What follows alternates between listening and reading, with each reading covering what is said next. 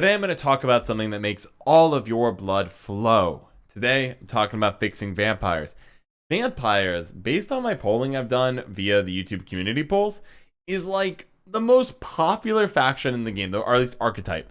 This thing is insane. Everybody is sitting there saying, John, please fix vampires. And let's go ahead and click the monster tag. I forgot how many Nilfgaard have. They're like, some people are just begging for this. Take a shot, John. Take a shot and fix it. Today we're going to do that. Let's break it down into a couple sections. First, what makes vampires fun? Now, this is very subjective. I'm going to tell you what I like about them and approach it from that angle.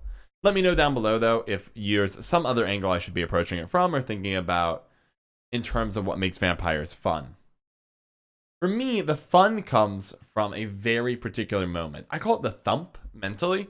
It's that moment when everything procs and you just feel amazing. You get one per each individual turn. You get your opponent's thump when they hit everything gets bled and you go and you hear that big in the background and it's great. You're like, look at all that bleed. It felt good, especially when like 7 of them proc. It feels it's good, it's good. And you get another thump on your turn and all your engines go up. You're like, boom, yeah, you go Oriana. At every ally turn at turn end, boost self by number of bleeding enemy units. Yeah, that feels good. And then your opponent gets hit by Crimson Curse and the Blood Moon, and then the end of their turn, everything gets bled or damaged. You're like, yeah, that is vampires in a nutshell to me. It's also a slow death. You should always feel that I'm slowly bleeding out my opponent, slowly watching all their engines get trashed and bled out. All my engines are slowly creeping up until we hit that end game where you look at my side and I have these massive, powerful engines that are my vampires that have truly benefited from the slow death of my opponent's board, where everything is damaged or already killed. That to me is vampires. That thump, thump, thump. That so good. That's what I view it as.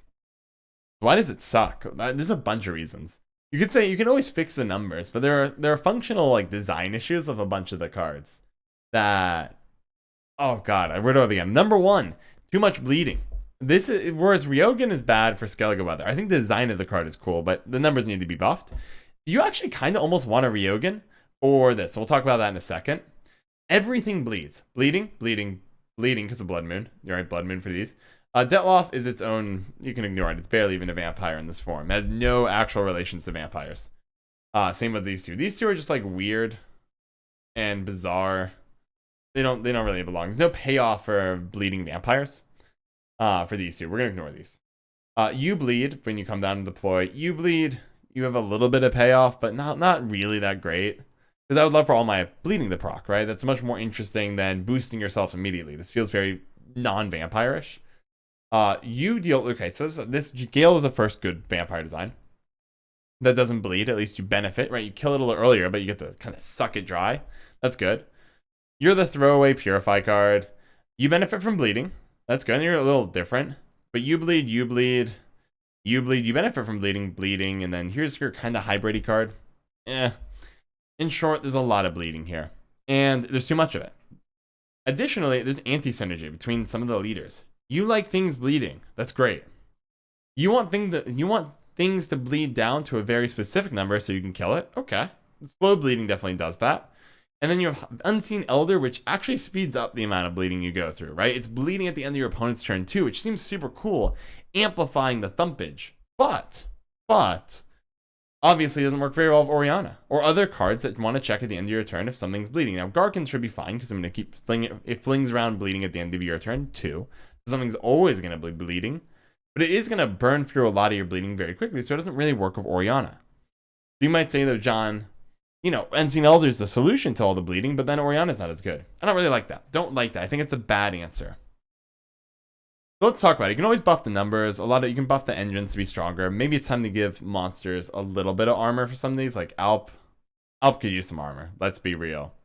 I could use 1 armor. It's pretty darn weak. And you can adjust the bleed numbers to compensate if required. Here is what I think vampires need. The answer is cards. They need more cards, more payoffs, more interesting deck building decisions. Number 1, I want a card that chucks bleeding around. I want to have something on the end of my turn, like a mini Unseen Elder that just throws bleeding left and right, left and right. Why? It lets me have more payoff cards that can benefit from the bleeding. And 2, I can have like a really cool like Flutter takes a turn to set up, or I have to play it a turn late. If I play that, at least we get the bleeding going. The faster I get bleeding out there, the better I feel. Garkin takes a turn. Having a card that my opponent plays a card and I could slap down like a bronze neutral 5 for 5 at the end of your turn, give bleeding 1 to a random enemy unit is actually fairly okay. That's super. That you can pick whatever numbers you want, but the faster I get my thumpage going at the beginning of my or end of my turn to end of your turn, stuff starts happening. The better I feel about playing vampires. That is all I want. That's or at least not all I want. I want a bunch of things, but that's something I want. When I come from design perspective, I want cards to be proccing. Let's see. Next. I want a unit that bleeds my opponent's cards when they see play. An alternative version, instead of chucking around bleeding randomly, is a card that says when my opponent plays a card, give it bleeding 1. Well, that seems very simple. It's pretty balanced, right? It's offensive. It's bleeding related, though. It doesn't hurt Veil units. The benefit to it, though, is I get my thumpage faster. I play it as my first card. It's my blue coin opener. And then my opponent plays a card and boom, bleeding at the end of their turn, they lose 1. And all of a sudden, I am in business. That's right. Now I have a target. I can play a different vampire bleeding card. But as long as they're going to play a unit, my thumpage has begun. Boom, ba boom, ba. It's excellent, excellent, excellent. Third, I need a card or unit that triggers vitality and bleeding. So there's too much of it. I mentioned it for Yogan earlier. There's just too much bleeding. There's too much going around.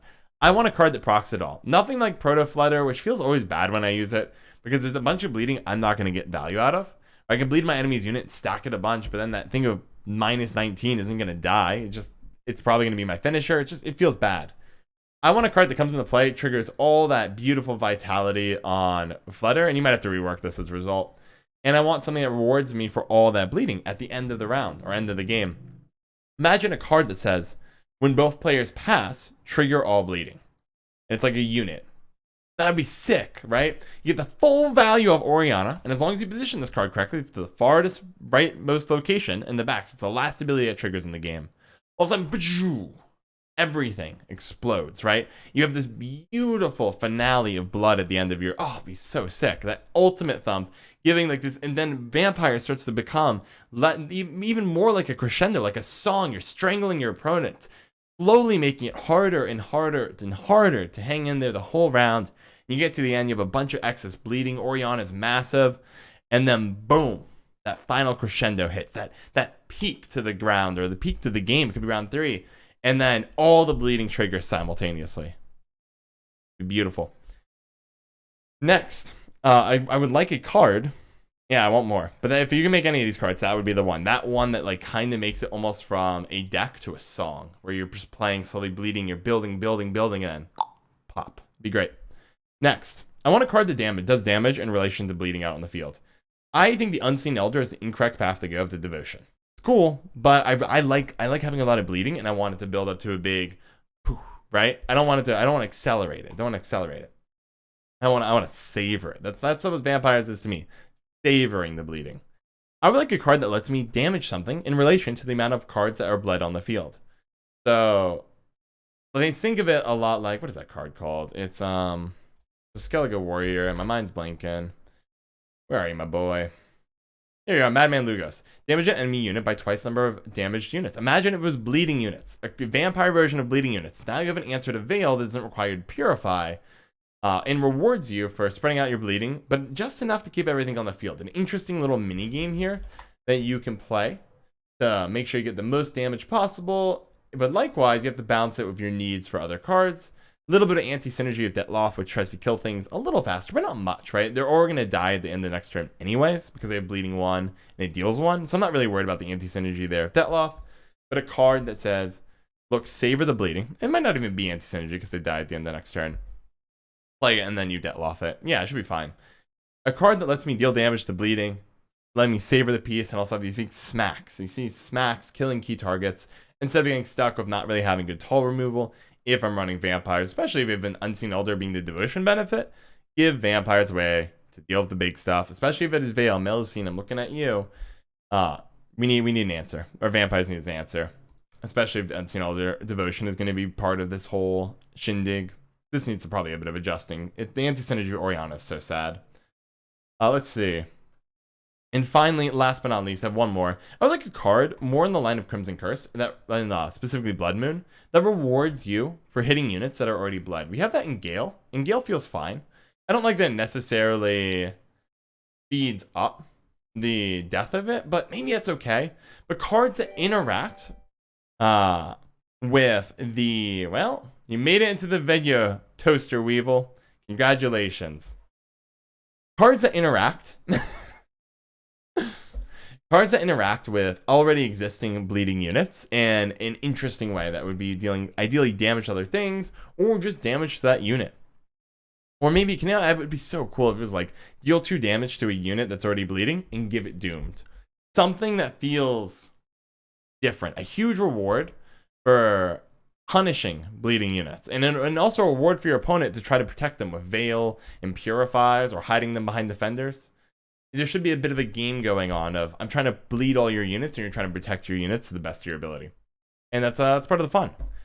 Anyways, those are just some thoughts going through my mind when I think about vampires. But if I was going to say for me, if I could do anything with the faction, that third suggestion, that card that at the end of the end of the round triggers every single bleed, and maybe every single vitality too for poor Flutter here, which always feels bad having like +10 sitting here and not going anywhere. Maybe vitality would be too strong though, because this card on paper can get out of control. But something that triggers all the bleeding would be great. A crescendo of violence designed just for vampires. It would be grand. I would love it. And that's what I do with vampires. They need more cards that reward bleeding on all kinds of different units that help get that music started a little bit faster. And maybe a bit of a rework for Unseen Elder. The anti-synergy of Oriana actually breaks my heart. It feels really bad that you have these cool vampire leaders and 2 of them don't really like each other. For an already hurt faction, and Proto-Flutter needs some work. This card is unless without another card to trigger all that bonus bleeding, you're not encouraged to really stack it on high on a card. But imagine if like Proto-Flutter, I'm tangenting just a second for just this card. Imagine if you put -10 bleed on a Tibber. You did the bleed 3. It comes down as a 17 bomb, and then you trigger all the bleeding to kill the Tibber. Whoo, baby, that'd feel good. That would be the value I'm looking for. Anyways, just some fast thoughts. Fast thoughts.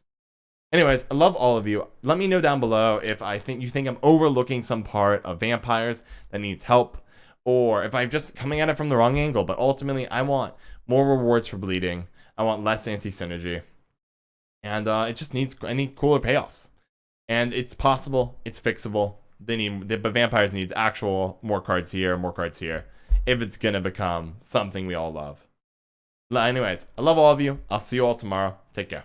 Shout out to Pseudonym81, Ahmed Ali, and McRandar for all their generous support on Patreon. Thank you all so much.